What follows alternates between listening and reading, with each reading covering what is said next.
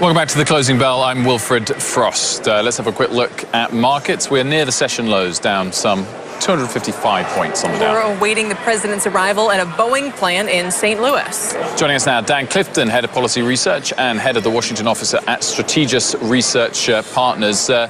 Dan, thanks very much for joining us this afternoon. Let's discuss very quickly the result we got in Pennsylvania that is expected to confirm, of course, the Democrat victory in a Republican seat, an area that President Trump won significantly, easily last time around. How big a blow is this to the Republicans, and what does it say about the midterms later this year? So one election really doesn't matter, but if you look at the 5 House special elections, you're seeing about a 20-point swing to the Democrats in all 5 of those seats. The reason why that's important is what we see in the math is that Democrat and independent voters are coming out 75–80%, and for Republican voters, they're only coming out 50 to 55%. So the Democrats are much more energized than Republicans. That makes the Democrats much more competitive in seats they normally wouldn't win, and the Democrats seem to have a lot of momentum going into the November midterm elections. We're 8 months away from an election, though, and so a lot can change between now and then, but clearly the Democrats have the wind at their back right now. Dan, how does this all play into the tariffs that may be coming down the pike? Because it is the Democratic Party, even Elizabeth Warren, who have been more supportive of the president's policies than his own. I'm sorry, Kelly, I missed that. What was that first part? I'm sorry about that. How does this play into what happens with tariffs? What you're saying about a Democratic wave coming? Yeah, absolutely. So, but if you think about it, the president is trying to get his base out. And so that means he's going to go back to his more populist route, talking about steel and aluminum tariffs. It didn't get them very much in this election. And there are a lot of Democrats who support what the president is trying to do. Yet, that being said, a lot of Democrats are now starting to join the pro-trade side as a way to oppose the president. So it's a bit of a mixed bag, Kelly, in that respect. But clearly, if the tax cuts begin to work, they begin to get growth, you're going to have a new spokesman for the White House making that case, then maybe the possibility for Republicans could get better. But I don't think it's going to be the trade issue that turns the election for the Republicans or for the president. It's got to be about growth and tax cuts. Well, Dan, we'd love to keep the conversation going, but we have a special guest who just joined us here on set. You might know Larry Kudlow is here. You're my good friend. We're putting the mic on you, Larry. We're not even waiting till you're officially ready to go. Let me say hello to my dear friend Dan Clifton, who's the smartest policy guy in Washington, D.C. Congratulations, I may have to call him for a little help. I may have to call you for a little help, buddy. Dan, thank you very much. Larry. Which camera am I on? Well, Larry, let us say congratulations to you. Appreciate it. Talk us through what's unfolded the last couple of weeks. When did the president first get in touch with you? When did he formally offer you the role, and what was your immediate reaction? Well, and that last one's easy. My immediate action was, yes, honored to take the job, which was last night. In an Uber? Actually, it started on Fifth Avenue because I was at Cipriani's for one of our John Katz dinners. John and Margot, Judy and Larry, Mark Simone and Alex Priate. We have them all the time. So the phone rang, and of course the place is packed, and one of his military adjutants said, you know, president's calling. So I walked outside. We started the conversation on Fifth Avenue. It was very cold, by the way. Then I got in an Uber because I had to get... The weather was cold, not the president. The president was great. Talk about that in a moment. And I had to get uptown to do the John Bachelor show like I do, for, I don't know, 15 some odd years every Tuesday night for an hour. And so for the guest earlier who suggested that 10 to 12 hours would be more work than you're accustomed to. Oh, how unfair. 12-hour days all the time. So tell us about the conversation. You know, I used to anchor twice on this network in this for a long time. I did the 11 to noon, then I come back at 7. I'm ready. I'm playing a strong game of tennis. And I hope you'll continue to be joining us regularly as well. Exclusively, right? You're not going on these other... Larry, come on. You know, all these other TV... Nope, you got to stick... Well, you have a contract, don't you? Kelly, whatever you want. That's my but great look, I pleasure. interrupted you, so continue to tell us about, you know, what the president offered you and what you expect you'll be able to do in this role. Well, look, he called me Sunday afternoon. I was up in Connecticut. I just finished playing tennis. And I thought he was going to call me to bawl me out because I had some problems with the across-the-board tariffs, as you know. But he didn't, actually. He called and started explaining his position to me, his thinking on the matter, which I want to get to in a minute because it's not quite what people think it is. And then we got into the conversation, and we started talking about the NEC director job. And that's when I realized that was what this was really going to be about. And he was wonderful. I mean, listen, I've been around a while. My head is not turned easily. I've served in the White House, et cetera, et cetera. But just to talk to him for 30, 40 minutes at a clip, 3-4 days in a row, is a wonderful thing. I just want to say that. It's a wonderful thing. And he and I have known each other many years. I've interviewed him on radio and TV. I was in the campaign helping out. I know him, reasonably well. And it was just a terrific experience. I don't want to sound sophomoric, but it was just a really good thing. But Larry, we want to dive into the differences on protection in a moment. But multiple 30, 40-minute phone conversations you've had in the last week. Sum up for us how the president is at the moment, because a lot of people are framing this as what has been a chaotic or a very volatile couple of weeks. How is he doing personally? Sounded great. Sounded great. I will see him tomorrow. I'm going down tonight, and we've got all kinds of things to do. He sounded great. And look, the economy is starting to boom. The tax cuts are working. The deregulation is working. We're going to get on to infrastructure. We're going to get on to trade also. He's completely in command.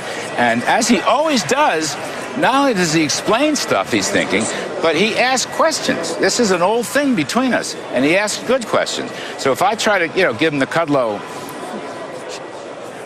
thing, he's going to come back, and he's a smart man. So I haven't been in the White House as a staffer, so I can't tell you what all goes on there, but I didn't hear any of that from him. So Dan Clifton, one of the reasons why we were talking to him is he said now that the tariff number looks like it could be $60 billion, that would do more to offset the impact of tax cuts. In fact, these are often... Which tariff number is it? So this is the tariff number that was reportedly Robert Lighthizer brought him $30 billion worth of tariffs on China across things like toys or tech, other industries, and the president said it wasn't enough. Now the reported number is more like $60 billion. Strategic concern is, look, now these numbers are starting to add up to something that could hurt growth more substantially and undermine the benefit of the tax cuts that we know you love so much. What is your message going to be to the president on this? Well, I'm a little unsure about these numbers. I'm not privy to these numbers. I did talk to Bob Lighthizer at some length today. He's an old friend of mine. So I can't really comment on that. I will say this. China has not played by the rules for a long time. I've talked about that. Intellectual property rights, corporate technologies, other barriers, transshipments to get around things. So China needs a comeuppance on trade. I believe that.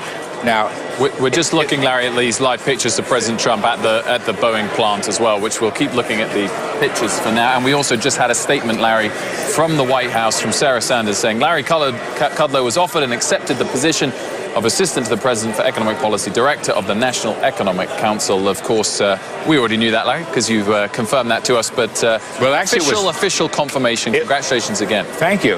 By the way, it was out. I didn't know that. I wasn't watching TV this morning. And the president called, and he said, it's out. Because I don't think he was intending to put it out till tomorrow, Friday. And I said, oh. And he said, you're on the air. And he said, I'm looking at a picture of you. And he said, very handsome. So Trumpian. Larry, clearly he's there at the Boeing plant now.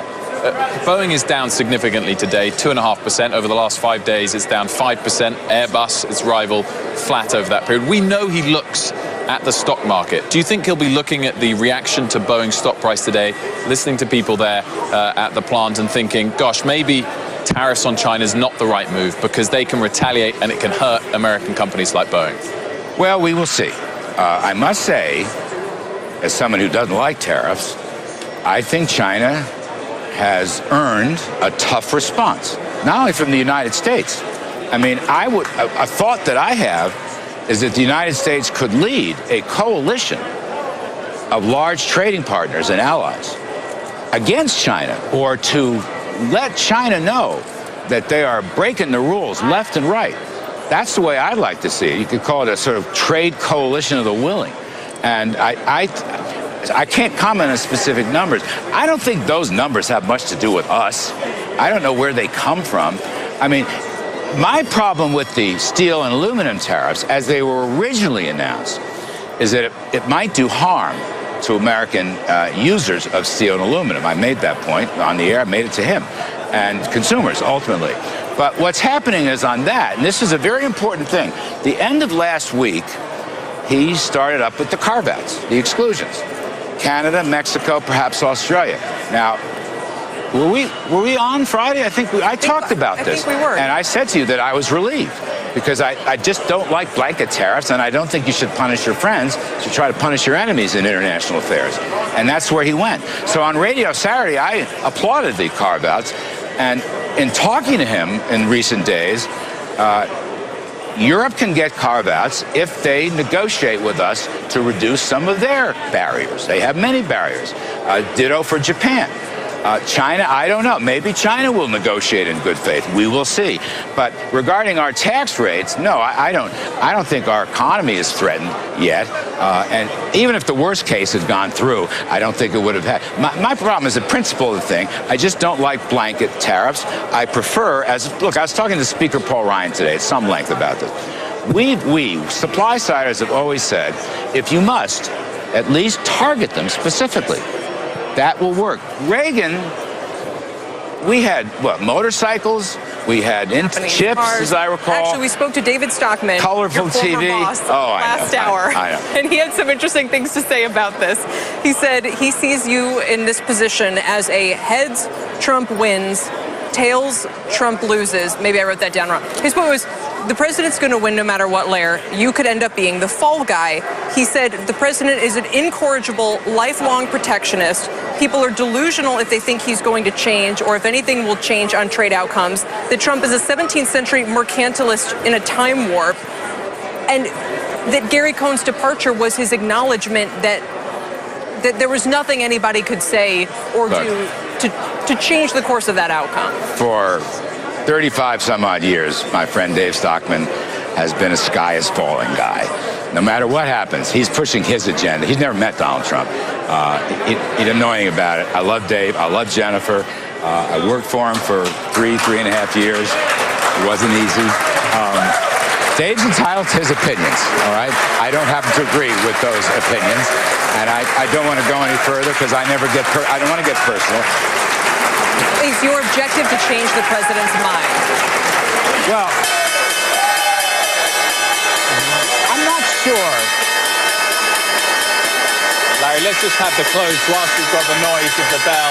The Dow closing down around about 250 points. The S&P down about 16 points. And, of course, the biggest underperformer today on the Dow was Boeing. And you are watching the closing bell, everybody. I'm Kelly Evans. This is Wilfred Frost. And we are joined by Larry Kudlow, who, is it official? What do we call you, Mr. Director? You just call me Larry.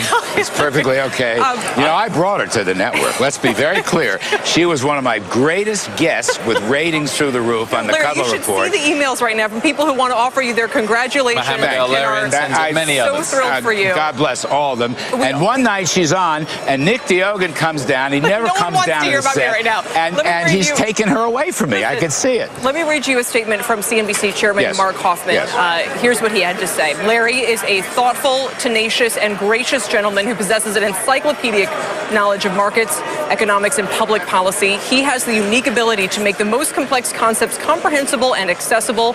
Larry's been part of the fabric of our CNBC since our founding in 1989. We thank him for his many contributions and wish him well. Thank you. And Larry, I talked to Mark today. It's extremely kind. The last 25 years of my life has been tied up with CNBC, which changed my life, changed my profession, and has been a family to me. And however this thing works out, it will be God's will. If there's an opportunity when my service is complete, I hope very much to come back and help CNBC. It is my family, and it has changed my life. And it's CNBC also, years back, gave me a second chance after my crash and burn. It was Ron and Sana and Bill Griffith.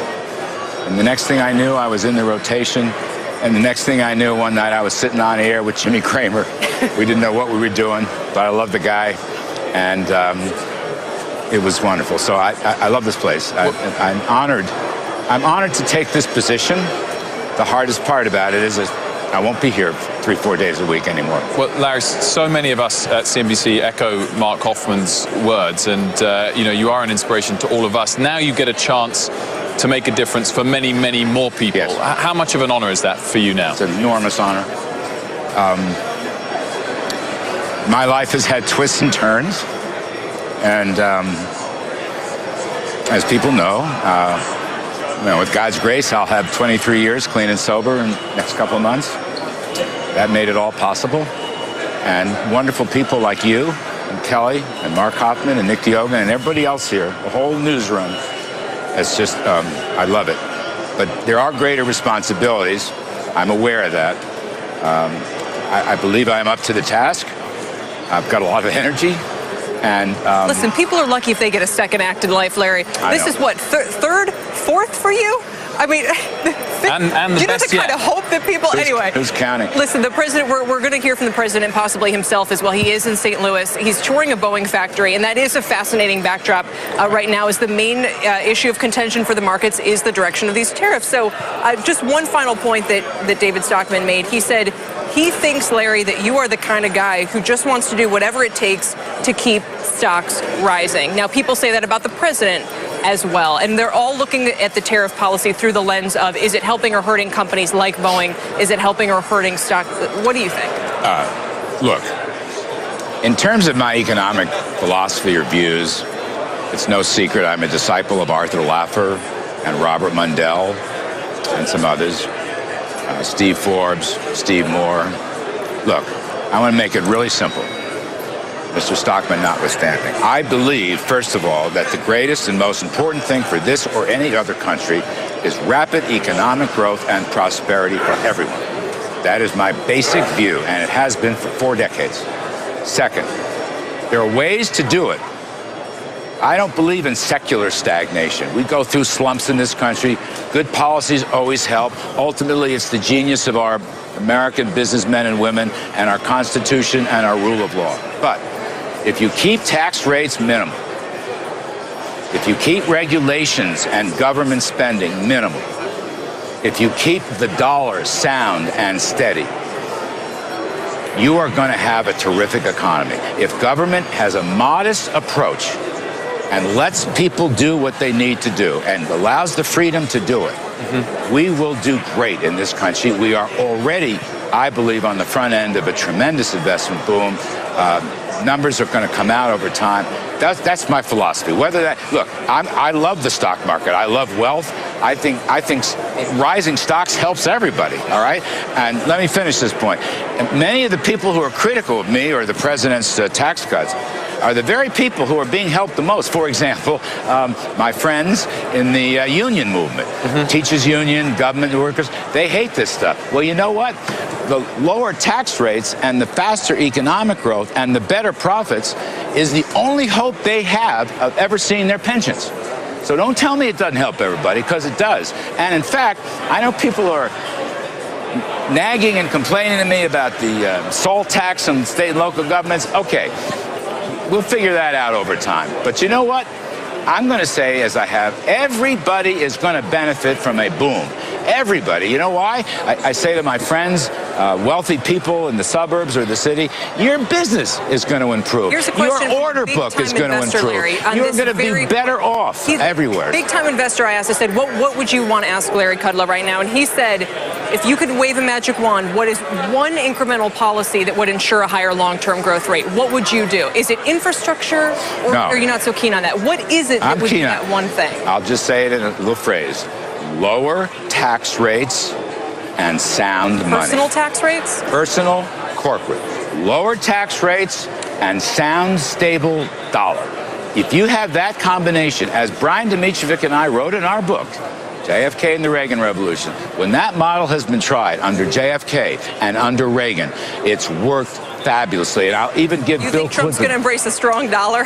What would that look like? Are you going to? I have no reason to believe President Trump opposes sound and stable dollar. A great country needs a strong currency. He knows that. I have no reason to believe he doesn't favor a sound and strong and steady. I'm not saying the dollar has to go up 30%. I'm just saying let the rest of the world know that we are going to keep the world's international reserve currency steady. That creates confidence at home and confidence overseas. I have no reason to believe the president disagrees with that view. What does it mean for the deficit? Are you willing to let the deficit rise in the short term? I have to. To what sort of level? I have to. That's the way this crazy static scoring is in Washington, D.C. I don't believe a word of it.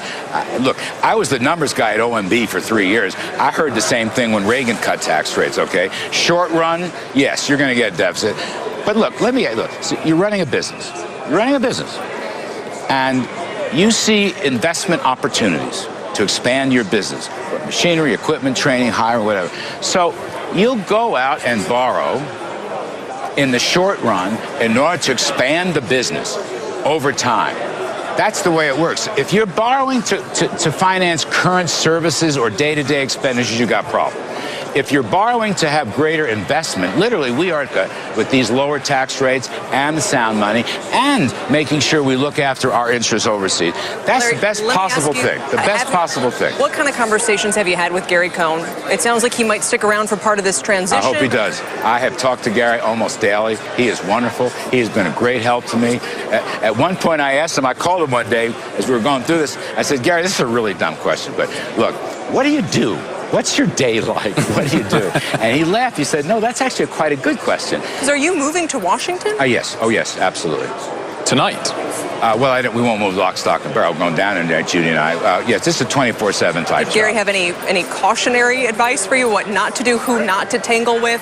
You know, does he say, hey, my plan was working perfectly until Rob Portman left and Peter Navarro walked into the Oval Office? You know, I have only really good things to say about Mr. Cohn, who I think he and Steven Mnuchin were so instrumental in this tax cut. It's unbelievable. It changed everything. And they're working with Congress and they're working with the public. You heard me a few times support their point of view. I have nothing but good things to say about Gary Cohn, and I have nothing but good things to say about Steve Mnuchin. And this pro-growth would never have happened without President Trump. People told me during the campaign, oh, don't believe him, he's using you, whatever that means. I said, what? I just saw him. We're talking about nothing. Trump was the last guy in Washington, except when I went down on the train, to argue for a 15% corporate tax rate. And he got it done. This is after the health care thing fell apart. What about Peter Navarro, real quickly? Peter Navarro is a good friend of mine. I talked to him today, or yesterday, at some length. He was a regular on the Kudlow report for many years. He's a good friend.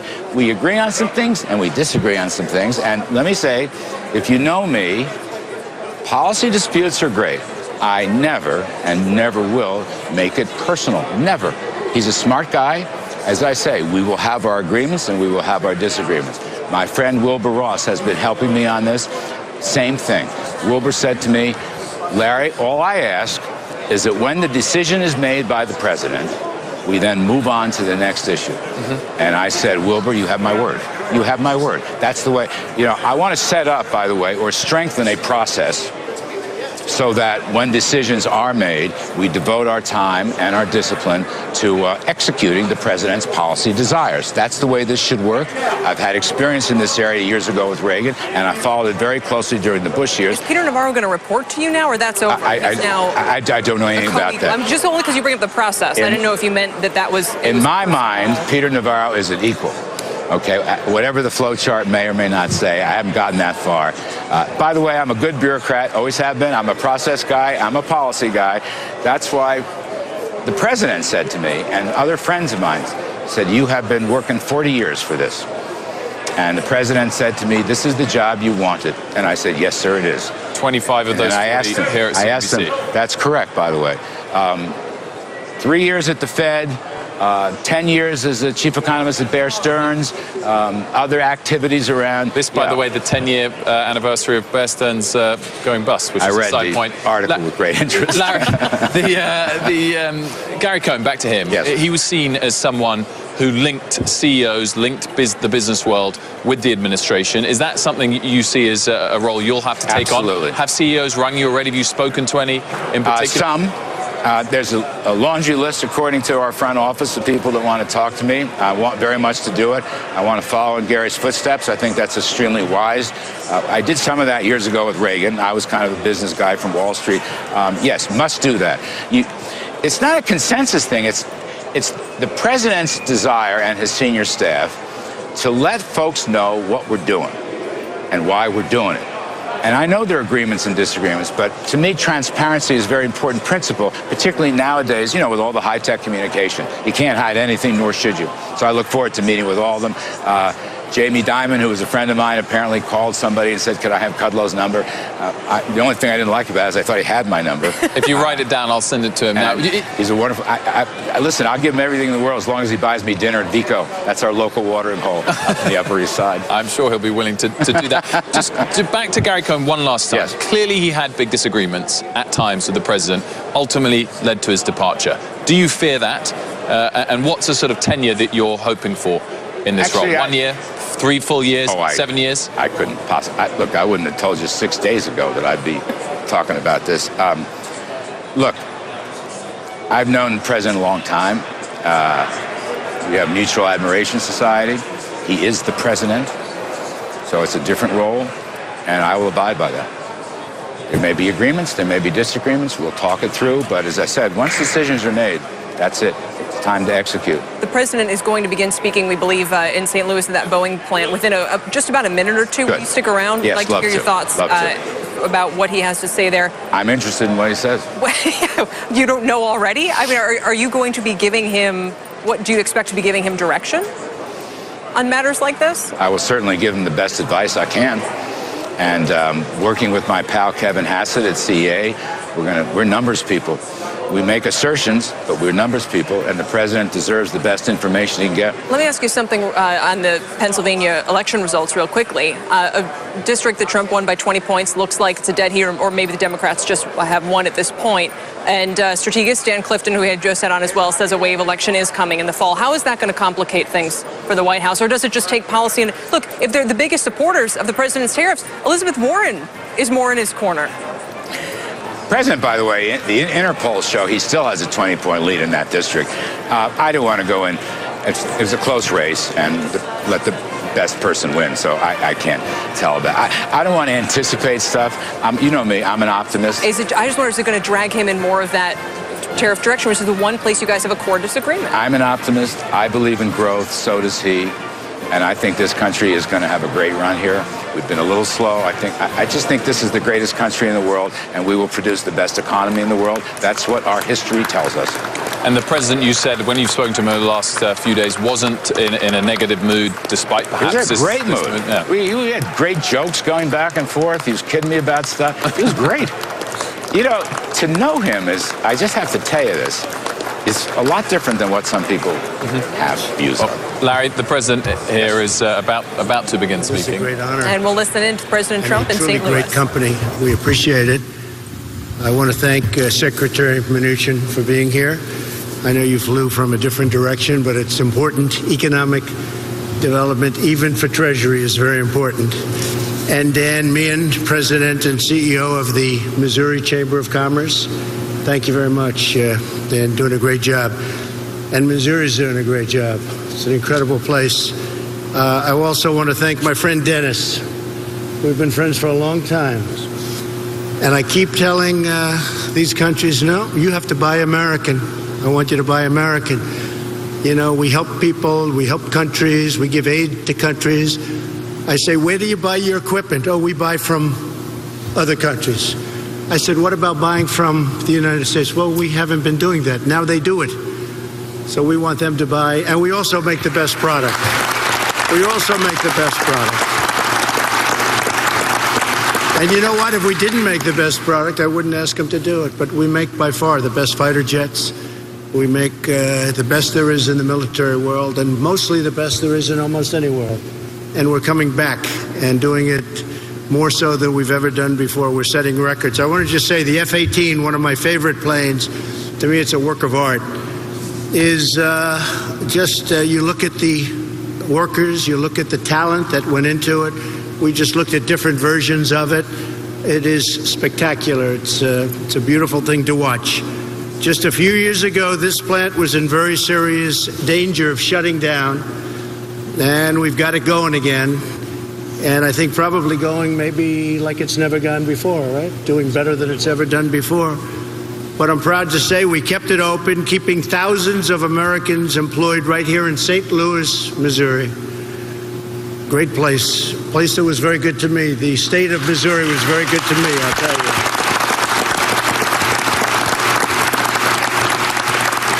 And I think Josh is doing a fantastic job. I can tell you that he's working hard. Just met him at the plane.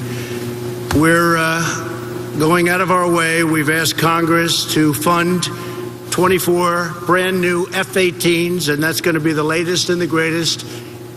Stealth, a lot of things on that plane that people don't even know about anymore. It's a whole different version of the plane.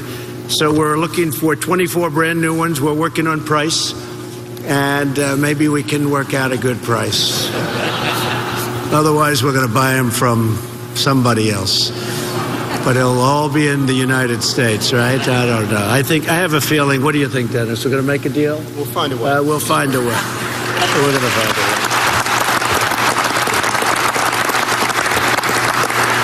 But it is wonderful to be back in this great state and to push all of the historic tax cuts. You know, this was about the first place I announced that we were going to be asking for massive tax cuts, and everybody said it'll never happen. Hasn't happened since Ronald Reagan to any scale, and it didn't even come close since then, and we got it not only passed, but bigger than anything ever passed in the history of our country. And we're now going for a phase two. We're actually going for a phase two, which will help in addition to the middle class, will help companies, and it's going to be something I think very special. Kevin Brady's working on it with me. Congress is working. The Senate's working. And unfortunately, on the original, we didn't have one Democrat vote, which is pretty incredible. And now they're regretting it.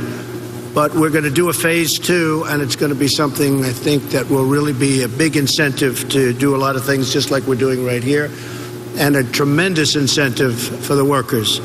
6 months ago, I promised that we would cut taxes to bring Main Street roaring all the way back, and we did. We helped Wall Street, we helped Main Street, we helped everybody.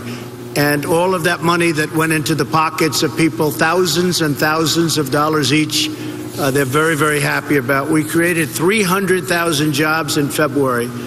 That's getting to be a number that nobody would have believed, 300,000 jobs.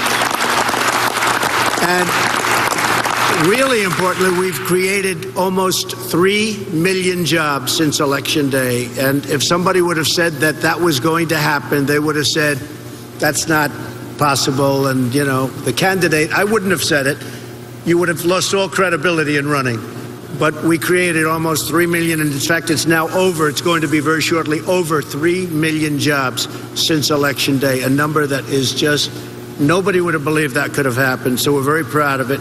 New jobless claims are down to a 50-year low. 50 years, new job claims. So we have, nobody's seen that. And jobless claims went down at a record pace over the last year and since the Election Day, but they're down now to a 50-year low. A typical family in this area, as an example, earning $75,000 a year, will see their tax bill slashed in half. So they'll take home money and they can spend it or save it or do whatever they want to do with it. And now the banks are getting stronger and a lot of good things are happening, and they'll actually start getting a little interest on their money. And that's okay, too, if you don't want to invest in the stock market. That's good. Because for a while, people were putting their money in the bank and getting no interest. And that really hurt a lot of families, especially families that saved. You know, people were saving all their lives. And then for a long period of time, they'd like to put their money in a bank and get interest, and they weren't getting interest on their money. And now they're getting interest on their money. So it's another way. And the 401ks are up 30, 40, in some cases much higher than that % for the year, and more than that from Election Day. So it's been really something great. So a lot of people are very happy. Families right here in Missouri will save more than $4 billion in taxes. And that's just for this year alone. $4 billion right in Missouri. And millions of workers are getting more bonuses, higher wages, and more take-home pay. I mean, they're going to have a lot more in terms of pay. And you know what? If they want to work here, they can work here. If they want to go, this is bad news for Dennis. I shouldn't say this. But if they want to go someplace else, they can go someplace else. People are having job alternatives now. They're able to go out and work where they want. Now, I don't think anybody will ever leave Boeing, but, just in case they should want to. So I'm not so sure. I'm not sure Dennis wants to hear that. He wants to keep them here. But the fact is, they're having 4, 5, 6 job offers now, whereas before they had none. And that's really something that's special. So we have with us today a great group of people, great business owners. We have employees of the firm. We have a lot of tremendous people. And I think what I'd like to do is maybe quickly go around the room. Say exactly who you are, what you do. I know you all love Boeing and you love Missouri, but maybe we could start, and we'll start with the Chamber of Commerce. Thank you, Mr. President. Welcome to Missouri, and on behalf of all the employers in this great state, welcome to our state. I know we're talking about taxes today, but your regulatory relief, the work on health insurance, and igniting the debate on infrastructure has been very, very helpful. There's a lot of optimism around those three things, but the tax relief in particular has Missouri humming again. And a story that directly impacts the Missouri Chamber. We hired a 22-year-old fresh out of college last October. And this year in calendar 18, as a result of the tax relief, she will save $954. $954 extra dollars go into her pocket. So thank you very much for that. Thank you very much. We hear stories like that from all around the state, from small, medium, and large employers that you'll hear today. And a great job you do with the Chamber. We appreciate it. Thank you very much. Thank you. Yes, sir. Mr. President, David Turner. I'm Chairman CEO of Hawthorne Bank, and Hawthorne Bank shares a publicly traded community bank headquartered in Jefferson City, Missouri. We are a $1.4 billion bank with 348 employees and 21 banking centers in the central and western part of Missouri. As a result of the tax relief, we were able to give a $1,000 bonus to all of our employees, a $500 bonus to our part-time employees. In addition to that, Mr. President, we've got a profit-sharing plan. Great. So in the future, our employees will continue to benefit from what you did in your leadership role to get that tax relief passed, and I thank you very much. Well, the banking business has been a tough business, and with all of the regulation and all of the problems, and we want strong regulation, but we want it to make sense. And as you know, the banks are doing much better now, and they're able to loan, but we have a big one coming up. We have a bipartisan bill that hopefully will be voted on very shortly on Dodd-Frank, and very important amendments, especially for the smaller banks and the community banks. And I think it's going to be a very special bill for you. Are you following that? Yes, I am. I actually thought it might pass today. It might pass today. In fact, it could pass by the end of this meeting. Maybe we'll say, guess what? Let's hope it just passed. But I think it's going to be very popular, and it's really for the smaller banks. But they needed help, and we're very honored. And it's refreshing. So loan a lot of money out to great customers, okay? Pardon? You'll be able to now loan money to great customers. Absolutely. Thank you very much. Good. Thank you, sir. Hi, President Trump. My name's Kevin Purz, and I work at Dynamic Fasteners. We sell fasteners and power tools to the commercial industry, with a primary emphasis of metal buildings. My background is I'm a nerdy engineer, so I'm completely out of my element in this room right now. But I'm very appreciative that I got invited, so thank you for that. But you have a very good company. I know about your company. Very good job you've done. Thank you. Thank you. Yes. Yes, I'm Mary Beth Hartman, and I have a union highway construction company. It's very small. We have 30 employees. But immediately upon you being elected as president, my whole mindset as an employer changed. And I started at that moment operating in a way that I believed your tax cuts would be happening, and they did. And that translated into an upgrade of all the fleets for my 7 foremen. Great. I spent over $500,000 in new equipment this year, which was something I was always afraid to do. everyone received, they're all union employees, so they have a very good benefit package already. But I gave them an additional week's vacation for my tenured employees, which was very meaningful to them and to all my management.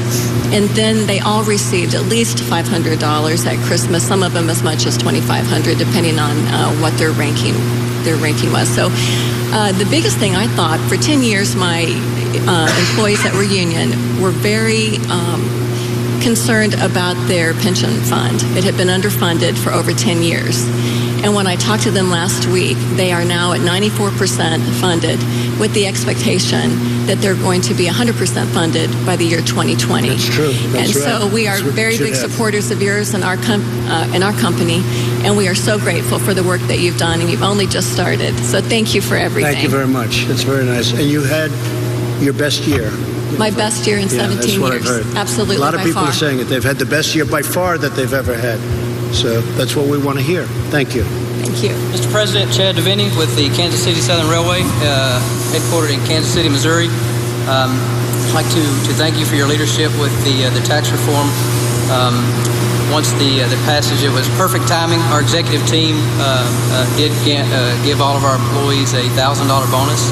Perfect timing with the right at Christmas season, which several of the employees were very grateful for, with the needs for their family during that time. Heard many great stories, such as medical bills, just repairs needed to automobiles, vehicles. So thank you for your leadership with the tax reform. Thank you very much. Mr. President, I'm Pat Ottensmeyer. I'm the President and Chief Executive Officer of Kansas City Southern. Chad is one of our leaders in the field. He runs about half of our U.S. railroad. We're one of the nation's largest freight railroads, based in Kansas City, as our name implies, about 7,000 miles, 7,000 employees, big presence in Missouri. So the tax reform was wonderful for our business, our company. As you, I'm sure, understand, the railroad industry is hugely capital intensive. Our company spends about 24% of our revenue in capital assets, track, infrastructure, equipment. And in addition to the tax rate relief, the immediate expensing of capital expenditures is going to make it possible for us to continue to invest at that level and create jobs and grow and serve our customers. And one of the success stories recently. Those are business leaders who are speaking in St. Louis alongside President Trump, who just made some remarks there, touting his successes on the economy and lowering taxes. And in fact, on that front, President Trump just said he's now working on phase 2 of tax reform. Larry Kudlow is still here for some reaction to what we just heard. But first, let's bring on CNBC's Elon Moy in Washington with some details on what phase 2 could entail. Elon? Kelly, I can confirm that House Ways and Means Chairman Kevin Brady's office is in discussions with the White House on that phase 2 of tax reform. They're telling me that they're looking at opportunities to make the individual tax cuts permanent. Remember that they do expire before 10 years is out. They're also looking at ways to encourage innovation and to encourage more people to save. They told me that it shouldn't take another 30 years to improve the tax code. Now, we'll see how long it actually takes for them to pull some sort of package together. Looks like the Republicans would like to have this done before the midterm elections, at least as a proposal for them to run on to show voters what they would do if they are indeed elected. But Kevin Brady in discussions with the White House on that phase 2 of tax reform, guys. Elon, thank you very much for that. Let's get immediate reaction from Larry Kudlow, of course, who is still with us. Larry, what is your reaction to that, and how achievable is that before the midterms? Well, I've heard the same thing, so I'll confirm everything Elon said. Very important. A lot of people, Kevin Brady, everybody, President, make the individual tax cuts permanent. They kind of had to fiddle with them because of these goofy static scoring models that never work. But so they're not going to care about the cost. They're just going to make it permanent? Look, we'll see. I don't know. These costs are... Can we please use dynamic scoring? And just so everyone knows what you're talking about, the difference in the scoring, the static scoring basically just says you take the cost of this program and there you have it. The dynamic scoring says you take the cost, but then you say, okay, well, but if the economy grows 3 or upwards of 3%, then we can tweak these projections so that it doesn't look as costly. And you want to see the latter happen. Indeed. I mean, actually... the critics will say the problem is then you can just plug in a 4%, a 5%, a 10% growth number, and everything looks like it's coming up roses. Well, it's better than plugging in a 1.5% number, I'll say that. It looks, some American history would prove otherwise. If plug in 3%, I don't care. Plug in 3.5%, it looks much better. Individuals deserve a permanent break. That's very important. Elon's right. I'll add some more to it. Talk about capital gains, possibly lowering the rate, but possibly indexing them for inflation, which is something many of us have argued for years. We index the individual code for inflation because of the 70s experience. We don't index capital gains because you're paying taxes on illusionary or inflationary profits, which is unfair to investors, and it's really anti-entrepreneurship. And the other thing I know about, and I tried to get hold of Kevin Brady this morning, but we couldn't. Let's really help the small businesses on this. The small business portion, the 20% deduction and so forth, it's still very complicated and opaque. The rules have not been fully written yet. People in agriculture, for example, are very concerned about that. So I think we need to give them some help, and it should be very positive help. It shouldn't be punishing them. Small business is very important. Can phase 2 include a broader cut again of the corporate tax rate, or are we there? I don't expect. I hate to say I don't expect it. I mean, you're talking. Look, I want 15% corporate rate. It's 21, but no, I don't think so. Not this time around. But the key here, with all the politics and so forth, if the economy is growing as we expect it to grow, that's a terrific thing for Mr. Trump to run on, and for the Republican Party to run on. But there has to be good messaging on this. If I have any fault with the White House, I don't think they've had enough Kudlowian, really hammer this thing in. My man, go for it. You got a pretty good product. The polls show it's popular. The more people know it, the more people like it. So get out there and push. Is that your first agenda item, to make the most of the tax cuts the administration has already passed, to show what the benefits are to everyone? It's going to be one of them. It's going to be one of them. President likes me as a media communicator, so I will be more than happy to Like oblige. I said, it's going to be hard for us if you're going and communicating anywhere else, any other platform, Larry. I understand. No, let's bring in Elon Moy. She has a little bit more for us on what phase 2 may look like. Elon? Yeah, I think the question here is whether this is going to be a policy proposal or a political proposal. Democrats have already put out their own plan for what a tax bill would look like post-2018. It includes raising the corporate rate to 25%, reinstating things like the alternative minimum tax for individuals and for corporations. And so now you're seeing Republicans start to hit Democrats on their plan going forward, but they also want their own plan going forward. They don't want to just run on past accomplishments. So I think that what you'll see in a phase 2 is really something that is more geared toward 2018 midterm messaging rather than something that's going to actually pass before November. Well, look, Elon, there's always politics in this stuff. I get it, and your reporting is always great. But I will tell you this. Kevin Brady was really the instigator, and he sold President Trump on it, and then Trump acknowledged it at a meeting or a speech someplace. And when I've been talking to President Trump in recent days, he's referred to it a number of times. So I'll just say, I understand politics, it's an election year, but these will be serious proposals. Trust me. Whether they can get them through or not remains to be seen. There will be serious proposals. The vehicle that they used to get the previous proposals through no longer exists. Well, we'll see. We'll see. You can only take one bite out of the reconciliation apple, so we'll see on that. There are other ways and means, pardon the phrase, to get that stuff done. Look, Larry, you're confirming a new reconciliation vehicle, a new budget proposal that could be used to pass tax reform, phase 2? I would get rid of the whole reconciliation process. I've said this to so many people down through the years. I think it's a pain in the butt. I don't think it makes any sense. I'd get rid of filibusters. I don't think that makes any sense. This is the 21st century. It's the information age, and they're behaving like it's the 1830s. So I'd get rid of all that stuff and just do a vote, up or down. 50 wins. 50+ Pence wins. Yeah, they're going to go, this Just White House guy's getting a little big for his britches. No, there's nothing. He's telling us what to do in the Senate. He's changing. He's throwing policy out the window. Well, I've talked to Mitch McConnell about this, who's a wonderful man, great friend. He has mixed opinions about my opinions, but I believe, I've said this before, I just think it's something out of the 1830s, and we don't need it anymore if we ever needed it. The other thing I want to say this, Democrats, I don't understand the Democratic Party. And let me just say, I am a former Democrat, okay? Let me just say, I think that some of the best Republicans were former Democrats. John F. Kennedy, about whom I wrote a book, is a former Democrat who cut taxes. There are pro-growth Democrats who wanted to cut the corporate tax rate big time. I've talked to them, I know them, and they're being stifled by their leadership. And I just don't understand that party. How are you going to run on raising taxes? Would you explain that to me?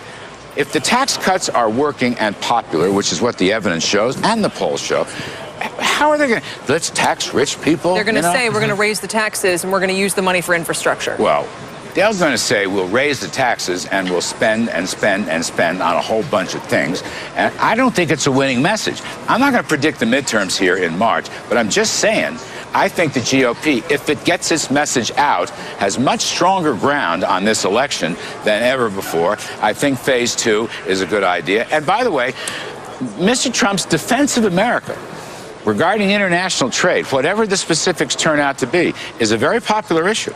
A very popular issue. All right, you can go too far in that, I suppose, but he's a negotiator, and so far the returns on his are very good. We've heard your point of view about the tech piece of this. So this is now as the battlefront kind of moves to China and specifically targeting areas of abuse there, like tech and intellectual property.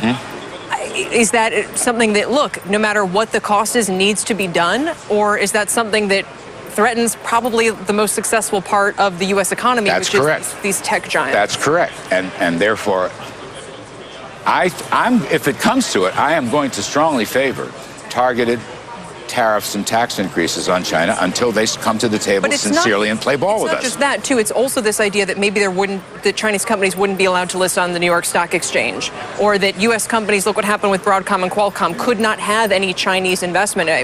Are those reasonable measures? I wouldn't want to predict at this stage. And again, I don't like across-the-board tariffs. I think it's very unhealthy. But again, you know, in the history of history, targeted tariffs are sometimes very necessary. And the president and I have talked about this at some length in recent days, and he makes a persuasive case. Again, I don't want us to fight our allies. I want to settle the disputes, you know, on the table with NAFTA and Europe and so forth and Japan.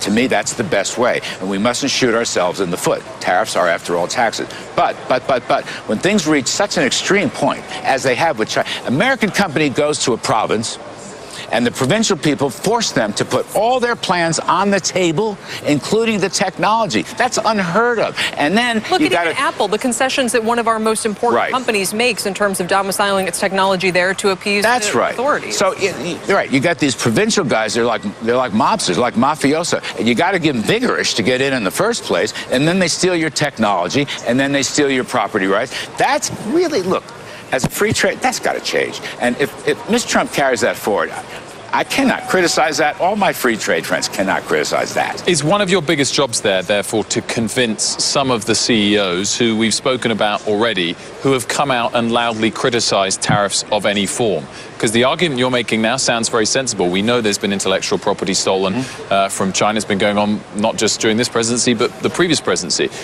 How do you argue to the CEOs that have come out pretty unilaterally, like Jamie Dimon we mentioned earlier, to say tariffs are a bad idea? Well, look, I'm not in love with tariffs, don't get me wrong. But I will be happy to sit down with them. And this is going to be part of my... Gary Cohn established this as part of the NEC role. He was a genius at it, bringing business people in, very important. Trump himself has been very accessible to the business people. So I think that's good, and I'll carry that baton to the best of my ability. But, you know, there are going to be disagreements. I'm sorry, I get that. So we'll see. Are you bringing any people in of your own? At the moment, my biggest concern is keeping the staff. They have an excellent NEC staff that Gary Cohn put together. I know some of them quite well. I was metaphorically on my knees with one of them asking for her help. I won't mention her name, Shahira Stewart, but she's a superwoman, and she is going to stay and help out. I hope they all do. Is morale low because of what happened with Mr. Cohn? I don't know. It's a Why do they need such convincing is my question. I don't know. Sometimes you have these anxieties in life, and it takes a seasoned old guy maybe to calm them down. You know, Cohn did a great job with that group. They performed very well, and I hope they stay. I mean, that's going to be my pitch. I may meet with some of them tomorrow, or certainly in the coming days. I want them to stay. We may add some and so forth, but it's a good group, very good group. Of all the wars inside the administration, the NEC staff gets really high marks from everybody, which is amazing. Larry, what's your view? I mean, monetary policy is not for you to decide, but what's your view on inflation and implications for the path of monetary policy? Stable dollar. Stable money. Confident, reliable, strong, and stable. I call it the adjectives. The adjectives are very important in that game. I right now, Steve Moore and I had a piece in the Journal yesterday or the day before. Growth does not cause inflation, okay? More people working, more people prospering. God forbid a blue-collar worker should get a raise after not having one since 2000. I'm guessing you're not putting a bust of Phillips in your office as your first. Look, even Phillips, the Phillips curve, he didn't say that. I wrote a little thing. You were saying he said about wages, but not about general inflation. That's right. Phillips said if the unemployment rate goes down, wages go up. He never said it was inflationary. Just keep the dollar sound. Are you ready for this? We're going to trade Larry. Okay. We're bringing on the Fast Money crew. Right. Tim Seymour and Karen Firestone. Guys, thanks for Finerman. Guys, thanks for joining us. We love this concept. Karen, what's your Larry trade now? And no pressure, because it's not like he's listening or anything. All right, yeah. I mean, I love Larry. I got to say, going into today, I long a lot of puts. I didn't love the Gary Cohn change, but out of everyone out there, I am most excited by this choice. I think it's outstanding. I think he'll do a great job. I think he will do a very great job, not just on policy, but on the other part you talked about, communication, which is maybe equally or sometimes more important. You have the skills to do both, so I think you're an outstanding choice. Thank you, Karen. Much appreciated. Tim, what's your trade? Look, first of all, Larry, congratulations. And major yes buyer, as we like to say, on Larry, mostly because if you look at the market over the last couple of days, we've gone from being concerned about being overheating to a place where now we're questioning where growth is. Now, granted, we've had a couple macro points, whether it's retail sales, you've seen some PMIs around the world that have slowed a little bit. Bottom line here is the world needs to understand, I should say markets need to understand what the world understands. We're in a much better environment globally. As Larry pointed out, yes, better to punish your enemies and not your friends all at the same time. And I think we're figuring this out right now, really who's pro and who's against us, or whether there's fair deals or not. But regardless, the momentum for corporate EPS and where we are in this country right now is still very bullish. The fact that in 3 days we've sold this to a very different place in the markets, and I just mean on sentiment, I think people need to have some caution on that view, and therefore I think Larry is a fresh voice in the equation, and if that takes us higher, I'm a yes buyer on Larry Kudlow. Thank you. Thank you very much, Tim. Look, somebody once said profits are the mother's milk of stocks. I can't remember who that was. It might have been this wise guy. You know, I used to hear him on CNBC a lot, and he always made a lot. I'm going to put them on the spot really now. But the profit picture is looking real good. It's looking real good, and growth is not inflationary. Just let her rip, for heaven's sakes. The market's going to take care of itself. The whole story takes care of itself. Just let her rip. The Fed's going to do what it has to do, but I hope they don't overdo it. So here's my one little thing. Karen and Tim, do you buy the dollar? After everything that we're talking about, do you buy the dollar? I tell you what, I think that the dollar is going to suffer, at least with the prospect of twin deficits. I don't think that the dollar is a major fall here. In fact, obviously, we've corrected 14% on the dollar, which is ultimately the result of, I think, other central banks starting to catch up more to the Fed than it is there's some major weakness. Remember, a lot of the dollar move, at least in terms of the dollar basket, is a euro cross. Europe's in a much better place. I think the dollar is very range-bound. I don't think it's going a lot lower. I don't think it should go a lot lower, but the twin deficits are an issue for the dollar, and I think that's something that, at least with all the Fed background that should be bullish, I think it tempers that.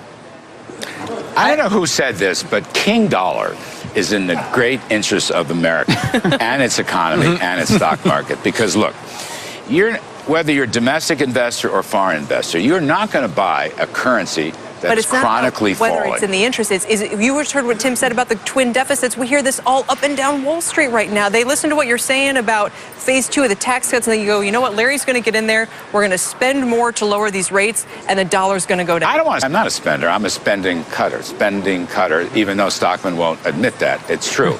Actually, even Stockman did better on that, but that's another subject. Larry, where would you like to see the dollar then? I'd like to see the dollar a wee bit stronger than it is currently, but stability is the key. And I don't think you have direct targets in these days, but you sort of know it when you see it. Now, the dollar has lost ground, whatever, 10, 11% in the last year. I get that. It's still way above the lows of 2011, 2012, and it had an enormous rally. So on the DXY, it's about 90, 89, 90? All right. High 89 handle. I would not want to see it drop another 10%, for example. Okay? If it did that, it suggests excess money and inflation. I don't see that right now. Me, I would buy King Dollar, and I would sell gold. That's the trade that I love. I don't think it's about budget deficits. It's not about trade deficits. It's whether we grow this economy, as I believe we will, and that we take care of our currency and instill confidence. That's the way I see it. The deficits are going to take care of themselves, please. They're going to take care of themselves.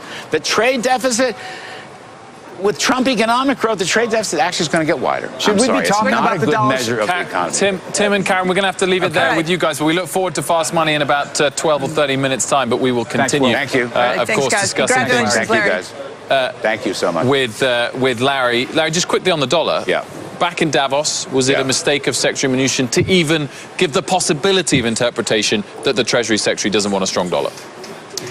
He's in recovery right now. He's in recovery. He's a very good friend of mine. We texted back and forth. I call it the adjectives. Adjectives are very important in life. So strong, steady, reliable, consistent. Those are wonderful adjectives for a Treasury Secretary. Stephen Mnuchin knows Robert Rubin from Goldman Sachs. Robert Rubin, in my opinion, was a fabulous Treasury Secretary because he made it very clear that their policies was for a steady and strong dollar in the nation's interest. And I'm not a believer in intervention, but every once in a while, Rubin would do some dollar buying just to tell the short sellers you're on the wrong track, fellas. And I'm not an advocate. Long-term intervention doesn't work, but you get my drift. But you're leaving the door open to some short-term. Keep the adjectives up. That's all I'll say. And Steve Mnuchin believes that. He's a strong dollar guy. He's a growth guy. Frankly, one of the most underrated people in the cabinet. I mean, he's worked wonders on taxes and so forth. So, no, you may have to come and do something if it falls a lot. I hope that doesn't happen. The Federal Reserve may have to, raise the funds rate a wee bit. Okay, fine. But right now, I love it where it is, kind of, like the XY at 90, let's call it. It got as high as 103. Somewhere's in there. Get the other. You know what would be great? This is something Paul Volcker, my former boss at the New York Fed.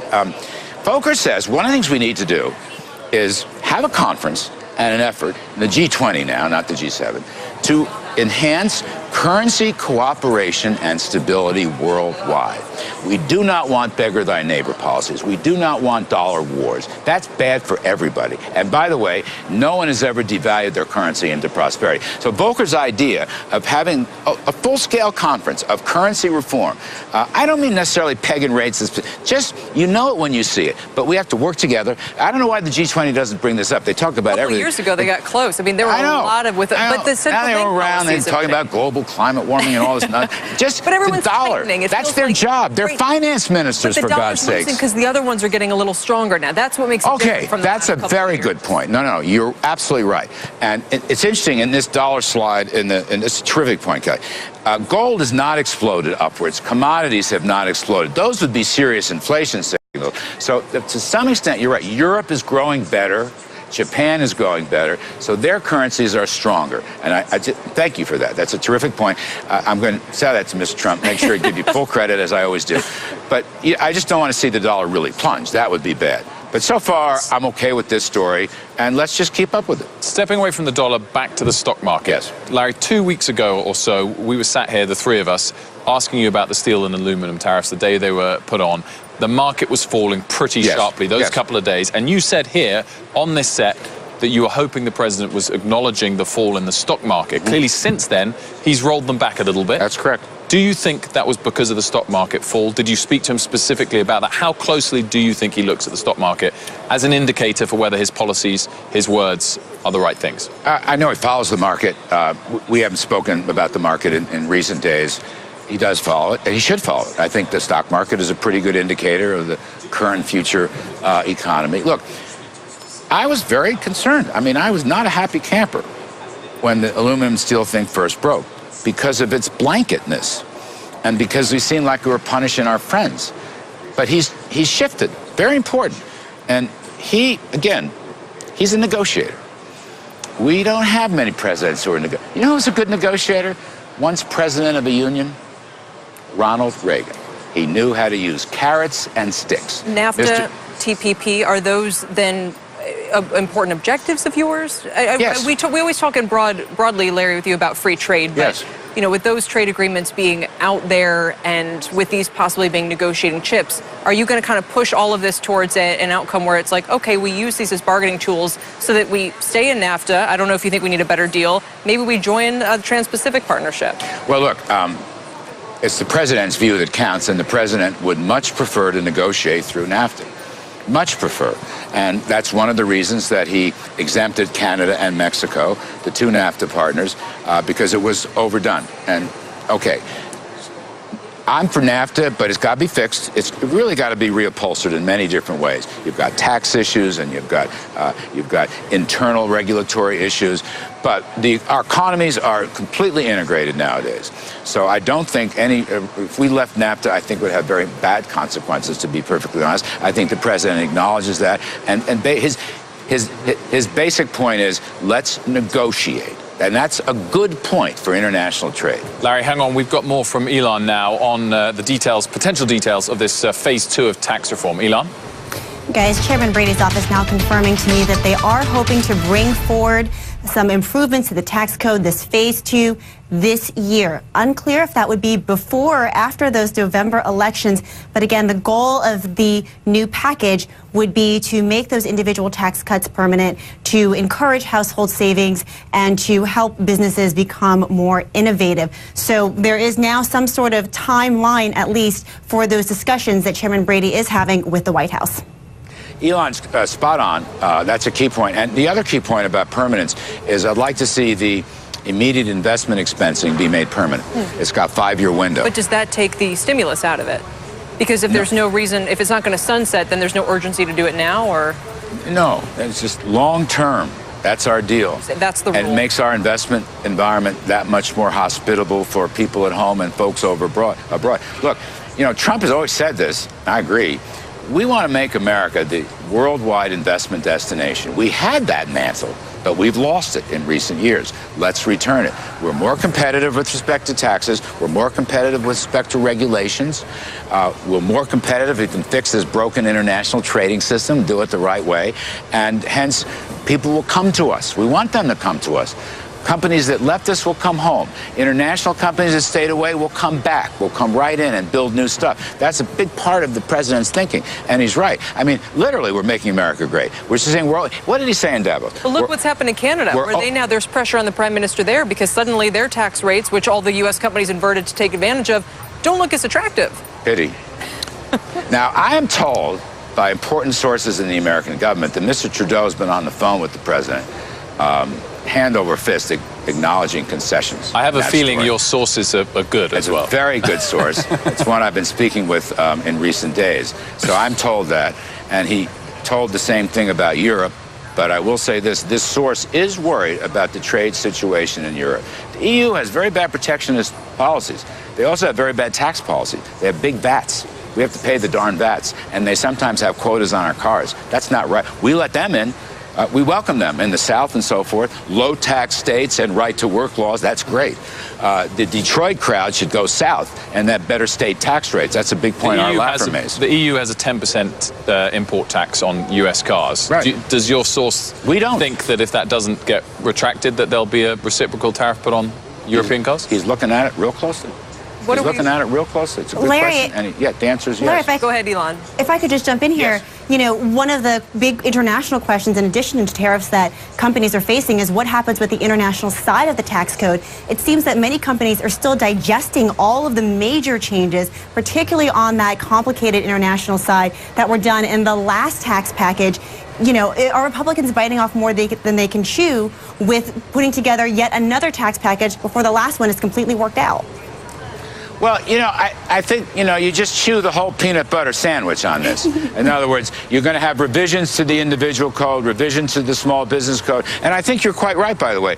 A lot of the international provisions, okay, you know, moving away from the current situation and being taxed only once. It's a little bit opaque, Elon.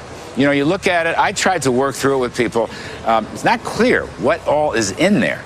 So we'll have to see. I just think it all goes together. If they come for a second package, you'll see it all bundled in together. And hopefully we'll abolish the filibuster rule. So you just need a simple majority to pass it. And America will grow. And we'll all be optimistic like Kudlow is. I am an optimist. You know that. I can't help myself. Larry, 1978, we believe this might have been your first TV appearance on NBC Nightly News. They've dug it up for us. Let's have a watch. That's awesome.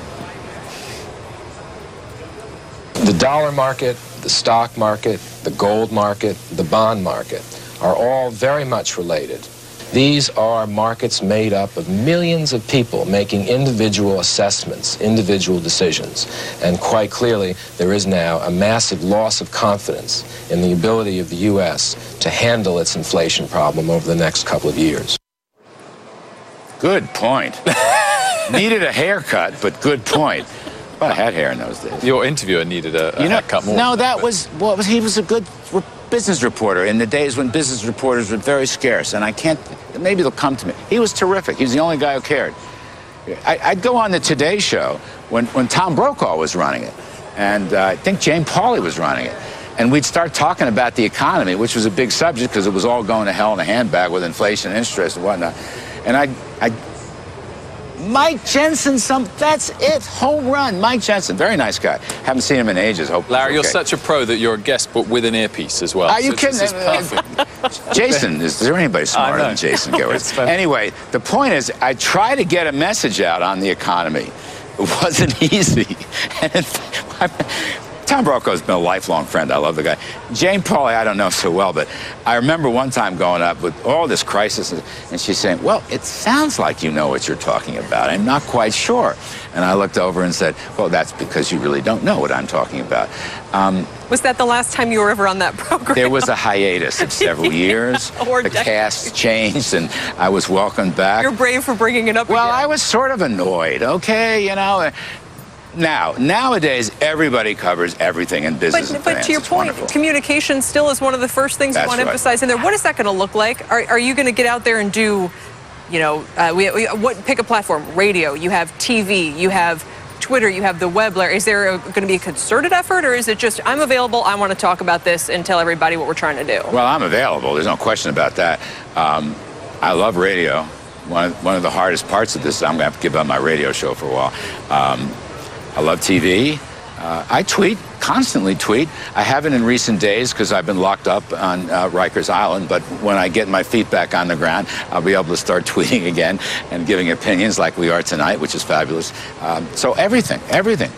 Look, the tweeter-in-chief knows a lot about communications. Larry, we want to echo our congratulations. Lots of people have been mentioning it, including, in fact, you mentioned you haven't been able to speak to him yet. Jamie Dimon says, Godspeed, my friend. He's looking forward to talking to you. You're a wonderful man. Sum up for us the last 30 seconds, how much this means to you, this new role. It's my life. It's my career. It's my profession. And I've trained a long time for it. And I've been in the economics game a long time in different areas. And I'm proud of that. And the president has given me a chance. I love it. I'm honored by it. I'm honored to serve my country. That's a great dream. And I'll work like heck to get it done. I really will. How long do we have to wait for 3% growth? Better? Week after next. Week after next. Easy. Larry, a pleasure. Thank you so much. Thank you very much for all your time. Very much. Thank you. So generous. That's Larry Kudlow. And that does it for Closing Bell from Wilfred Frost and myself. Fast Money begins right now. A lot of great moments there with our friend Larry Kudlow. We wish him well. And Fast Money does start right now. Live from the NASDAQ market site overlooking New York City's Times Square. I'm Melissa Lee. Our traders on the desk are Pete Najarian, Tim Seymour, Karen Feiderman, and Guy Adami.